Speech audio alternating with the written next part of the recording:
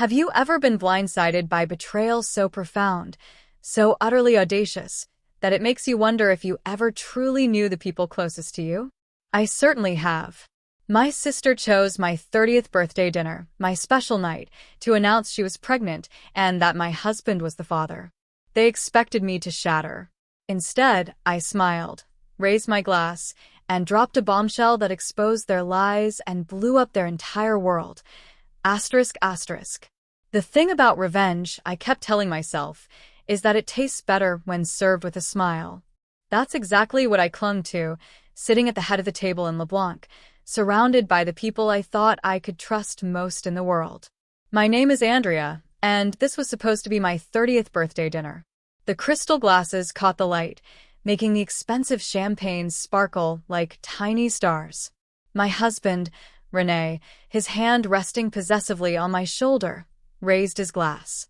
"To my beautiful wife," he said, his voice dripping with that particular charm that once, foolishly, made my knees weak. "Happy birthday, darling." Beside me, my sister Rose shifted in her seat.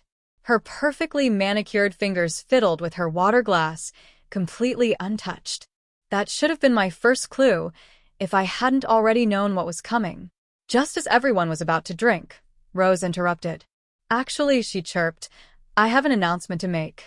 My mother, Linda, beamed. Of course, she knew. She always knew everything about Rose first.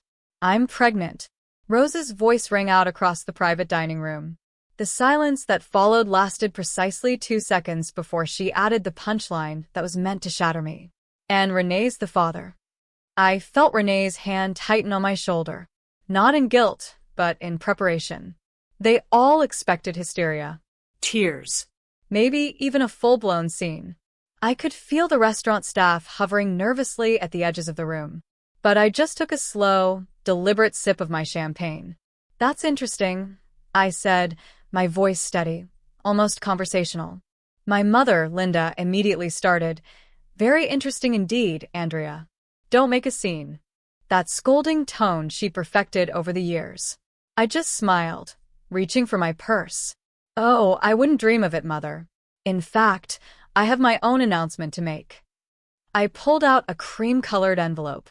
"You see, I've been wondering why René and I couldn't conceive for the past 3 years." Rose's triumphant smile faltered, just a fraction. René's hand abruptly left my shoulder. "Andrea, this isn't the time," he said quietly, a warning in his voice. "Actually," I corrected, holding his gaze, "it's the perfect time." I unfolded the medical report with careful precision. Because, according to Dr. Matthews at the fertility clinic, my dear husband has what they call azoospermia, 0 sperm count. I looked directly at Rose, who was now visibly trembling. In layman's terms, he's completely infertile. The clatter of Mary's fork against her plate echoed through the stunned silence. Rose's face drained of color so quickly, I thought she might actually faint. That's impossible," she stammered. "The test must be wrong." "That's what I thought, too," I said, pulling out a second envelope. So I had him tested again. Different clinic, different doctor, same result. I smiled at René, who had gone completely still beside me. "Would you like to see the dates, darling? Both tests were from last month." "You had me tested without my knowledge?" René's voice shook with anger. "Oh, like you've been so honest with me?" I turned to face him fully, my composure unwavering. 3 years of trying. 3 years of you telling me I was the problem. 3 years of watching you comfort my sister through her visits, while I cried myself to sleep. Linda stood up abruptly. "This is absolutely inappropriate." "No, Mother," I said, my voice cutting through hers. "What's inappropriate is your precious Rose sleeping with my husband and then trying to pass off someone else's baby as his." I stood up, gathering my purse. "So, here's what's going to happen. I'm going to walk out of here with my dignity intact. And you too," I looked between Rose and René, "can figure out how to explain to everyone why you lied." "That test." René grabbed my arm as I turned to leave. "It was wrong, wasn't it?" I leaned in close enough to smell his cologne, the same cologne I'd smelled on Rose's jacket last month. Oh no, darling. I double-checked. Twice. I pulled my arm free, and I have so much more proof where that came from. As I walked toward the door, Rose's voice cracked behind me. Andrea, wait. I can explain. I paused at the doorway, turning back one last time. Save your explanation for your baby's real father, Rose. I'm sure he'd love to hear it. The last thing I saw as I left was Mary pulling out her phone, no doubt already dialing everyone in her considerable social network. By morning, everyone would know. And that, my friends, was exactly what I wanted. Because revenge isn't just about exposing lies. It's about watching them scramble to piece together a truth they can't possibly explain. And I was just getting started. 6 weeks earlier, the first real evidence landed in my lap. Not the subtle signs I'd been ignoring, the lingering hugs, the inside jokes, the way Rose's visits always coincided with Renee's work-from-home days. No, this was an actual email accidentally left open on our shared iPad. Asterisk, we need to be more careful, Rose had written. A is getting suspicious. Asterisk, I stared at those words until they burned into my retinas. A. Not Andrea. Not sister. Just A. Like I was some obstacle to be managed. The next morning, I called Angela. I need you to meet me for coffee, I said. And I need you to not ask questions until we're face-to-face. 20 minutes later, we sat in a corner booth at Café Luna, away from prying ears. Show me again, Angela said, squinting at the email on my phone. This could mean anything, right? Look at the timestamp, I countered. 11:47 p.m. Why is my sister emailing my husband at midnight? Angela's face hardened. What are you going to do? First, I'm going to visit Dr. Matthews. I stirred my untouched coffee. Remember how Renee insisted on handling all the fertility appointments? How he always came back with vague explanations about keeping trying?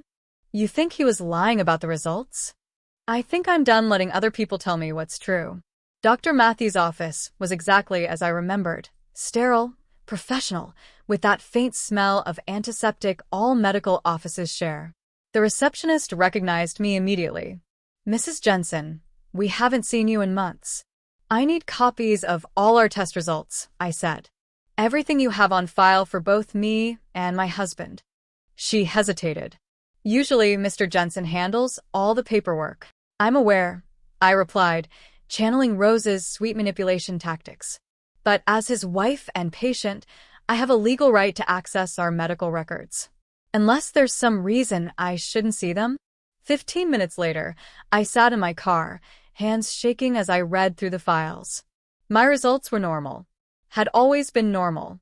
But Renee's? There were no results. No tests. Nothing. He never took them. I told Angela later that day. 3 years of trying, and he never once got tested. That bastard, Angela whispered. But why? Control, I said simply. As long as we were trying, he had an excuse for everything. My depression? Just hormone treatments. My suspicions? Baby stress. My isolation? Doctor's orders to avoid stress. I pulled out my planner, the one Renee always teased me about keeping instead of using my phone. So, I made an appointment. Told him it was a romantic dinner. Had him drink champagne laced with sleeping pills. Angela's eyes widened. Andrea. Don't worry. Perfectly safe dose. Just enough to make him sleep deeply while the clinic ran their tests. That's when I got the first results. And the second test? Same method, different clinic. I needed to be sure. I closed my planner. But that's not even the interesting part. Last week, I saw Rose at the same fertility clinic. She was leaving just as I arrived for the second test results. Angela leaned forward. You think she's actually pregnant? Oh, I know she is. She's been avoiding wine at family dinners, making excuses about antibiotics. I pulled out my phone, showing Angela a series of photos. She's also been meeting someone. Not Renee. The photo showed Rose outside a cafe, then getting into a car. The driver's face was clear in one shot. A handsome man with dark hair. His name is Ricky, I said. Her ex from college. I found him on social media. They've been liking each other's posts for months. So, the baby might not be Renee's at all. She's probably using their affair to trap him. Make him leave me. I laughed, but there was no humor in it. The irony is, she doesn't know he can't father children. He's been lying to her, too. Angela reached across the table, squeezing my hand. What's your plan? I pulled out an invitation, cream-colored, elegant. My birthday dinner. I'm going to let them make their grand announcement. Let them think they've won. My voice was steady, cold. And then I'm going to destroy everything they thought they knew. Andrea, Angela said softly, this isn't just revenge. This is nuclear. I met her eyes. They didn't just betray me, Angela. They made me doubt my sanity, my worth, my ability to be a mother. I tucked the invitation back into my bag. I don't just want revenge. I want implications. Destruction. Accountability. And after? I smiled, thinking of the apartment I'd already leased, the lawyer I'd contacted, the evidence I'd gathered. After, I'm going to build a life so good they'll choke on the ashes of what they lost. The restaurant erupted into chaos after I left. Through the glass doors, I heard Rose's shrill voice. She's lying. She has to be lying. I made it halfway to my car before Mary caught up with me, her heels clicking rapidly on the pavement. Andrea, wait. She grabbed my elbow, her voice low. I always thought something was off about Rose, the way she'd hang around Renee's office parties, always touching his arm, laughing too loud at his jokes. You knew. I suspected, but I didn't want to see it. Mary glanced back at the restaurant. What are you going to do now? Now? I'm going home to pack a bag. When I pulled into our driveway, Renee's car was already there. I found him pacing in the kitchen, phone in hand. Where have you been? I've called you 6 times. I walked past him to the bedroom, pulling out the suitcase I'd hidden in the back of my closet weeks ago. Andrea, stop. We need to talk about this. That test, there must be some mistake. We can get another opinion. He followed me, hovering in the doorway. 3 years, I said, not looking at him as I packed. 3 years of watching me blame myself, take medications, go to therapy, all while you were sleeping with my sister. It wasn't like that then. What was it like? I finally turned to face him. Explain it to me, Renee. Explain how you could watch me cry every month when my period came, knowing you couldn't get me pregnant, even if you wanted to. His phone buzzed. Rose's face flashed on the screen. You should answer that, I said, zipping up my suitcase. Sounds like your girlfriend needs you. Where are you going? Away from you. My phone vibrated as I drove. Rose had sent a series of messages. Asterisk, we need to stick to our story. Asterisk, asterisk, she's bluffing. Asterisk, asterisk, answer me. You're ruining everything. Asterisk, I turned off my phone and drove to Angela's house. She was waiting on her porch with a bottle of wine and 2 glasses. Mary called, she said as I sat down. Apparently, Rose had a complete meltdown after you left. Started screaming about how you've always been jealous of her. I took a long sip of wine. Remember 2 months ago when I said I saw Rose at the fertility clinic? Angela nodded. Yeah, I did more than just see her. I pulled out my phone and opened a photo. I followed her inside. The image showed Rose talking to a nurse, her hand resting on her still flat stomach. She was there for a prenatal appointment, I said. But get this. She used her old insurance card, the one from when she was still with Ricky. Angela's eyes widened. Her ex. The same ex she's been secretly meeting for coffee. I showed her another photo, Rose and Ricky outside a cafe, his hand on her lower back. I found his profile. He's been posting cryptic messages about second chances and unexpected blessings. Holy sh**T. Angela grabbed her laptop. Let me look him up. While she typed, my phone lit up with a text from Mary. Asterisk, Renee is telling everyone you're having a mental breakdown. Rose is backing him up. Asterisk. Found him. Angela turned the screen toward me. Look at his social media. There it was. A hidden folder on Ricky's profile. Photos of him and Rose from various dates over the past few months. Carefully untagged, but not deleted. The timestamps, Angela pointed out. These are from right around when she would have gotten pregnant. My phone buzzed again. This time it was my mother. Andrea, she said when I answered, her voice tight with anger. What you did tonight was unforgivable. What I did? What about what Rose did? She's your sister, and now she's carrying your husband's child. I cut her off with a laugh. No, Mother. She's carrying someone else's child and trying to pass it off as Renee's. But don't worry, I'm sure that won't affect her status as your perfect daughter. You've always been jealous of her. No, I said quietly. I've always been your scapegoat. But not anymore. I hung up as Angela discovered something else. A comment Ricky had left on one of Rose's photos from a holiday party 4 months ago. Asterisk, best night of my life. Asterisk. Andrea, Angela said slowly. You need to talk to him. I nodded, already composing an email in my head. Oh, I plan to. But first, I need to make a few calls, starting with Renee's company. What are you going to tell them? I smiled, thinking of the financial documents I discovered while searching for evidence of the affair. The truth, that their VP of Finance has been falsifying reports. And that's just the beginning. Because revenge isn't just about exposing lies. It's about pulling every thread until the whole tapestry unravels. I met Ricky at a quiet coffee shop downtown, far from my usual haunts. He was already there, fidgeting with a paper cup, looking exactly like his photos, handsome in that boy-next-door way that Rose had always preferred. Thanks for meeting me, I said, sliding into the seat across from him. I'm Andrea, Rose's sister. He wouldn't meet my eyes. Look, I'm not sure what this is about. I think you know exactly what this is about.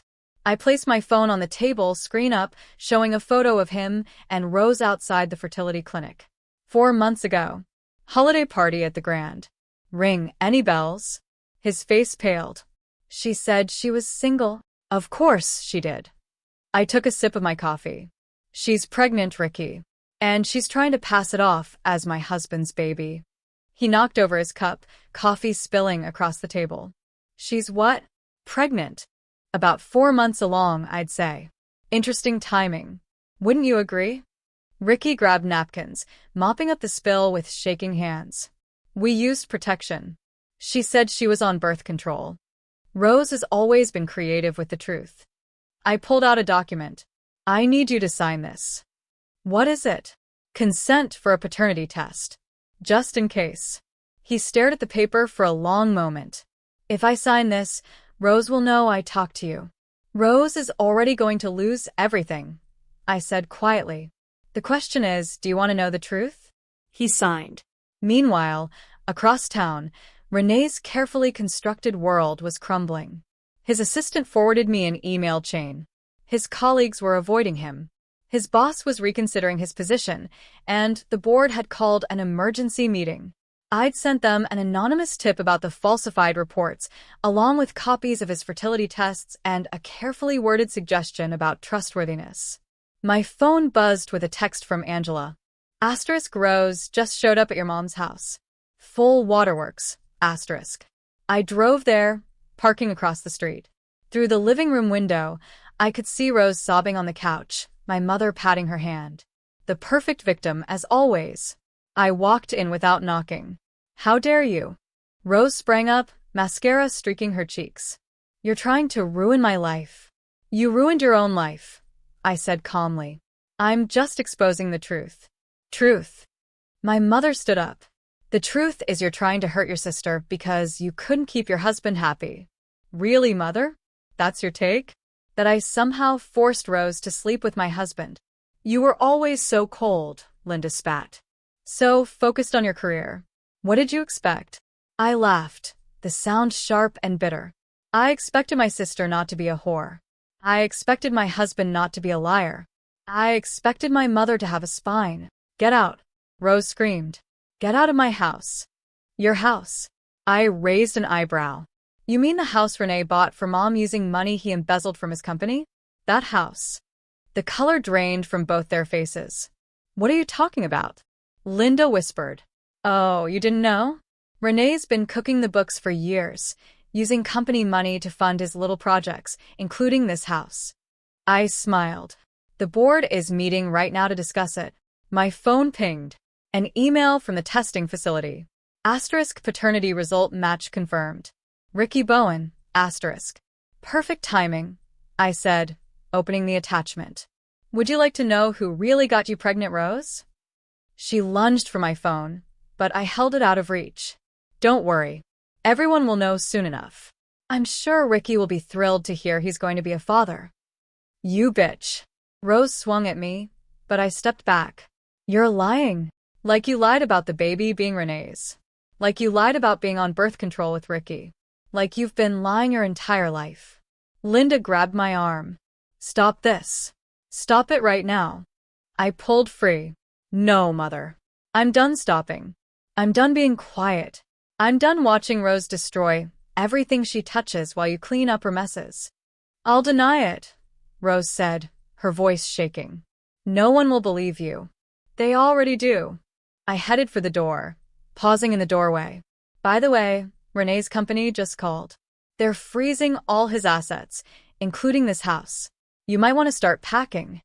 As I walked to my car, I could hear Rose's screams through the open window. But for the first time in my life, they didn't make me feel guilty. They made me feel free. The family brunch was my idea.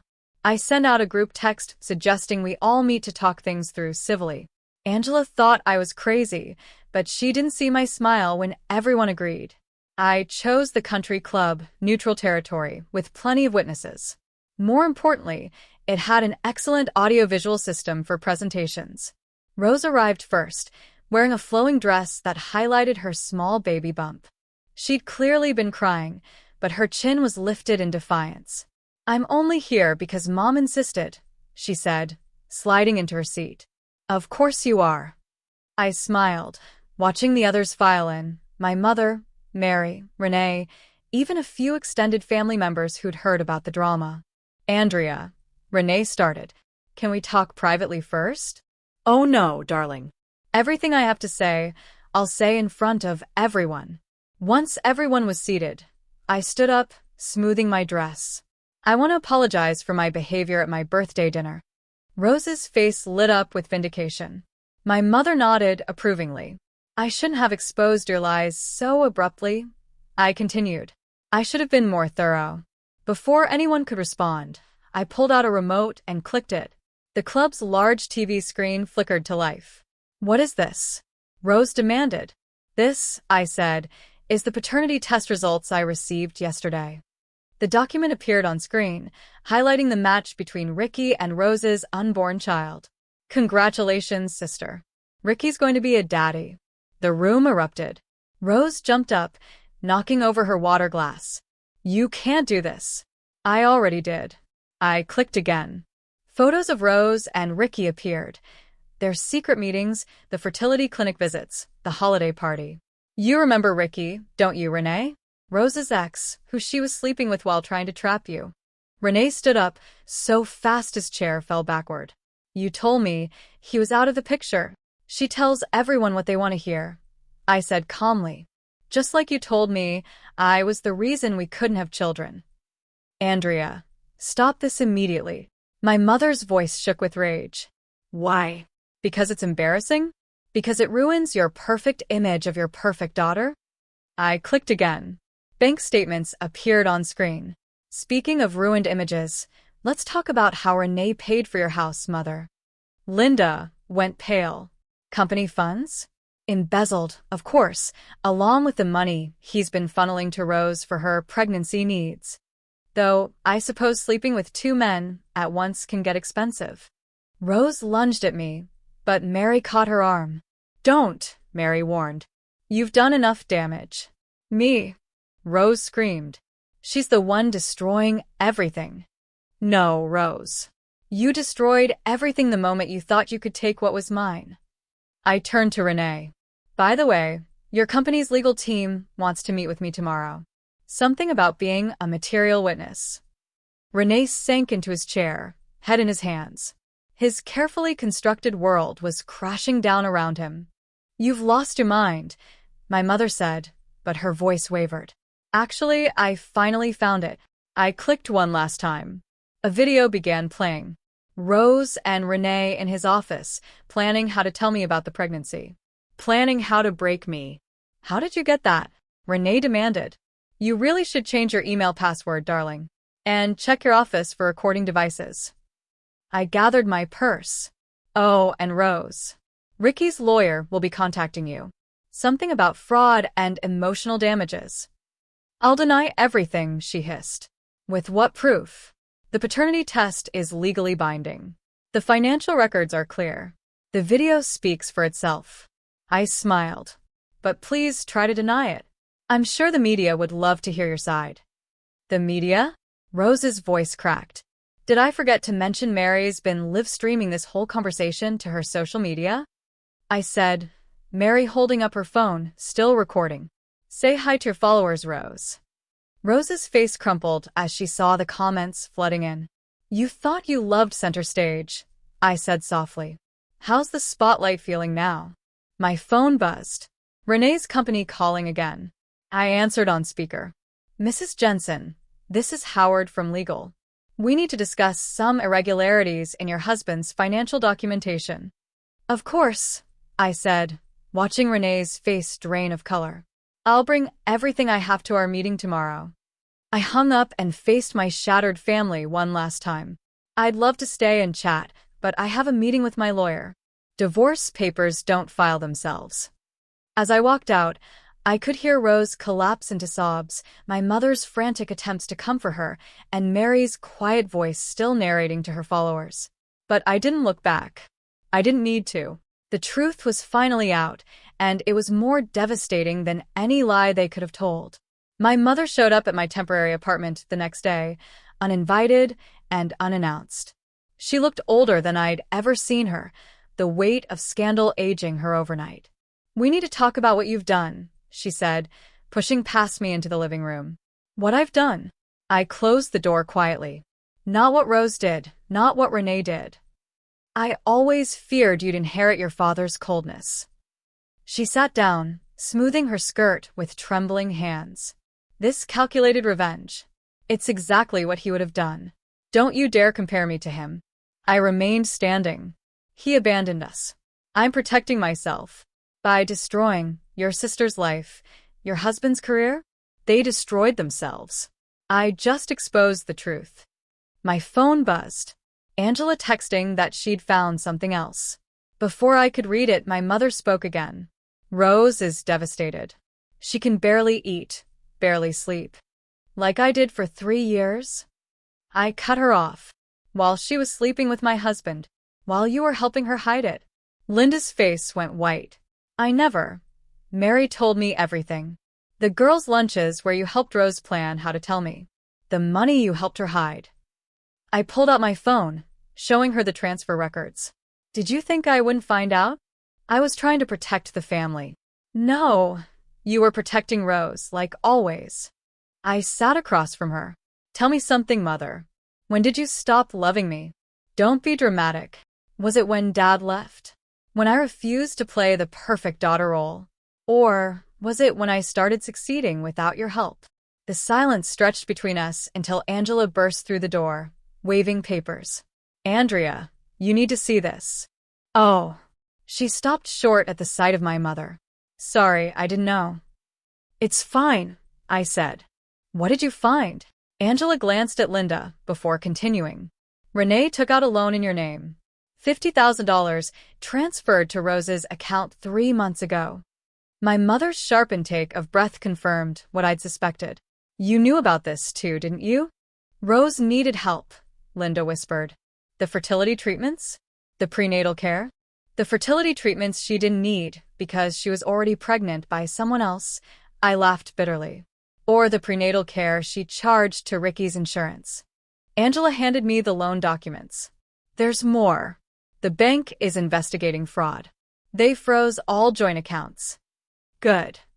I turned to my mother. You should probably warn Rose. Her credit cards might stop working soon. Linda stood up, swaying slightly. You're going to regret this vindictiveness. No, Mother. I regret the years I spent trying to please you. I regret believing Rose could change. I regret trusting Renee. I opened the door. But this I'll never regret. After she left, Angela poured us both a glass of wine. You okay? I stared at the loan documents, feeling the weight of years of deception. No. But I will be. My phone rang. Ryland, my lawyer. Andrea, we need to meet now. An hour later, I sat in his office, listening as he laid out the extent of Renee's financial fraud. It's worse than we thought, Ryland said, spreading documents across his desk. He's been embezzling for years, using company funds for personal expenses, falsifying reports. And the loan he took out in your name? We can prove fraud. Your signature was forged. He leaned back. The company wants to press charges. They're asking for your cooperation. I thought about Renee's smug face every time he dismissed my concerns. About Rose's triumphant smile at my birthday dinner. About my mother's constant defense of their betrayal. What do you need from me? Everything. Emails, texts, financial records. Ryland smiled grimly. They want to make an example of him. Good. I pulled out a USB drive. Because I have everything. That night, alone in my apartment, I finally broke down. Not over losing Renee. That pain had dulled to nothing more than wounded pride. Not over Rose's betrayal.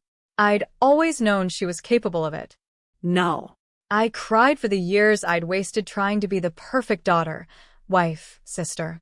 For the family I thought I had. For the life I'd built on lies. My phone lit up with a text from Angela. Turn on the news. There it was. Renee's company announcing an internal investigation into financial fraud. Rose's social media accounts going dark after a flood of negative comments. My mother's country club membership being reviewed due to recent events. The carefully constructed facade was crumbling, and beneath it lay the ugly truth.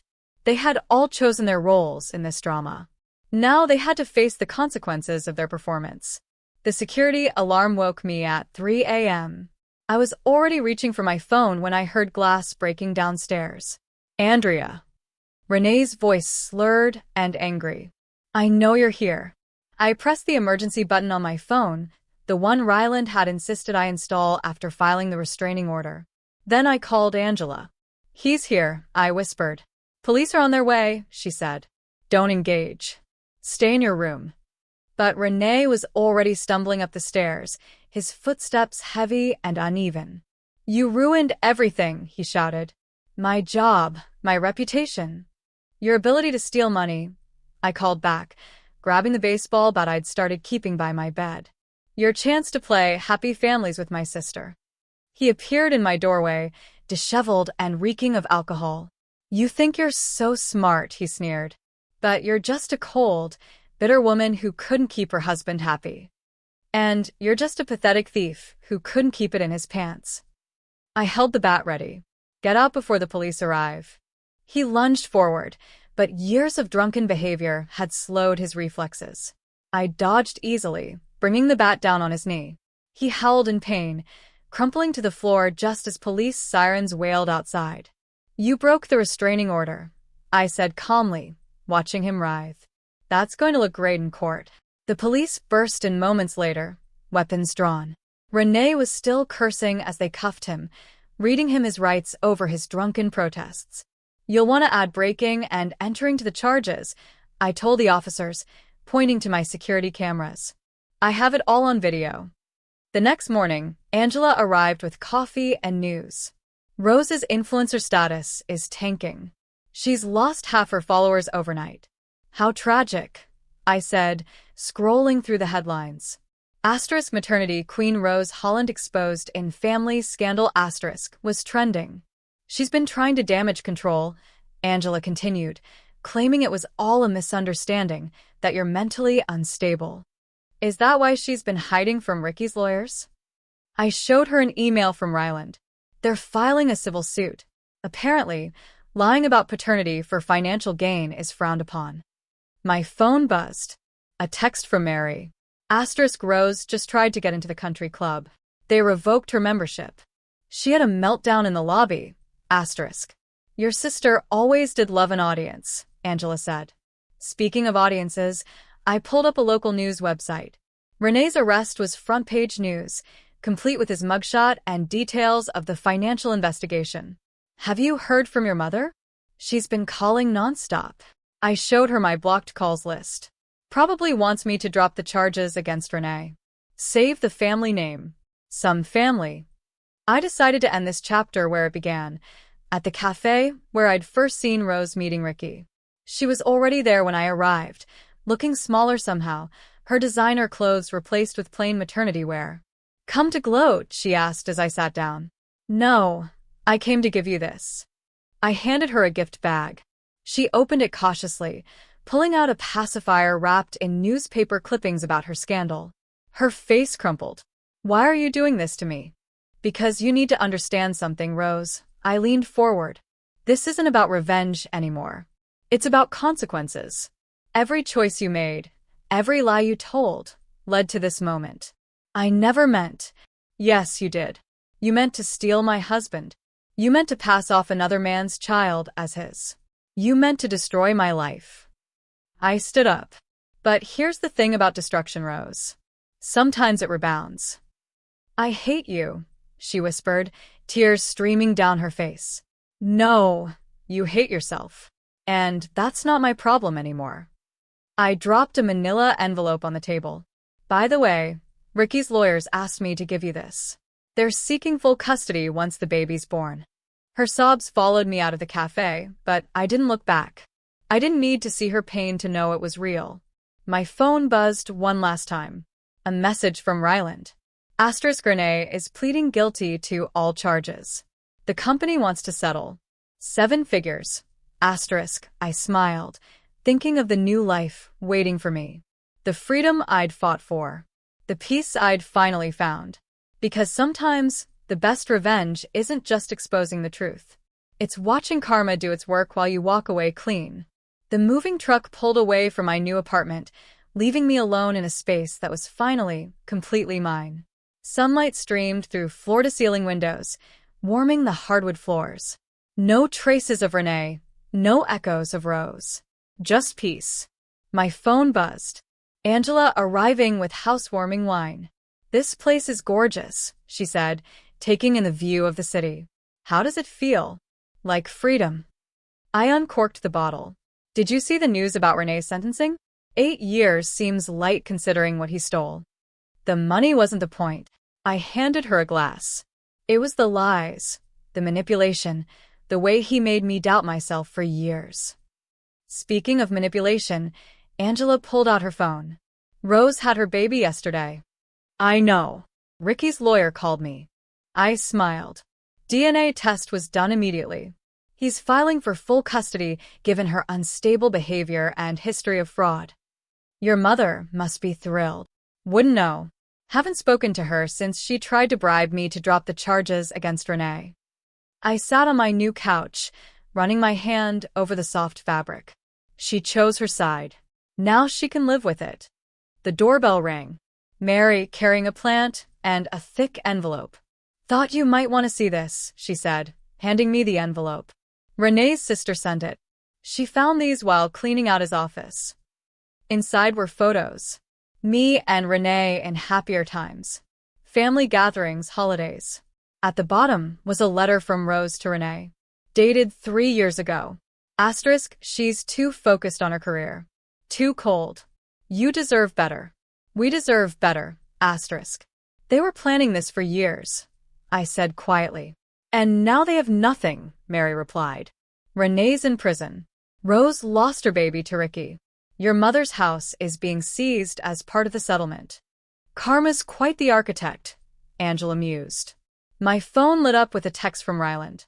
Settlement check cleared. You're officially a very wealthy woman. What will you do with it? Mary asked. Already done. I showed them my laptop screen, a confirmation email for a major donation to a fertility support organization. They help women who've been manipulated or abused during fertility struggles. Taking something ugly and making it beautiful, Angela said softly. That's the thing about revenge, I replied. It's not about destroying others. It's about rebuilding yourself.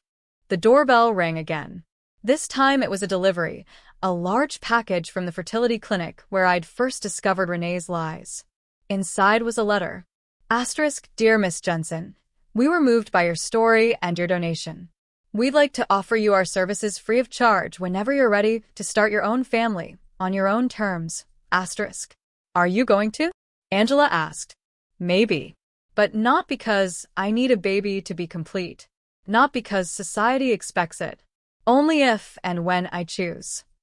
I walked to the windows, watching the sunset paint the city gold.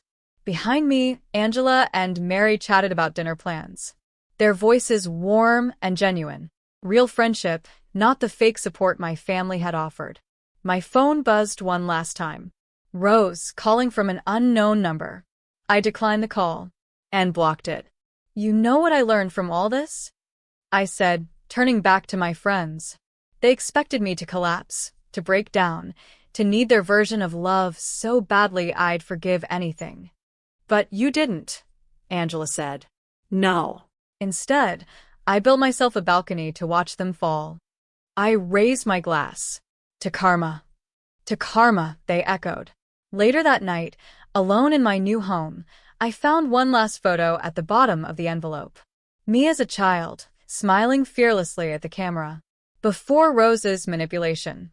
Before Renee's lies. Before my mother's conditional love. I pinned it to my mirror.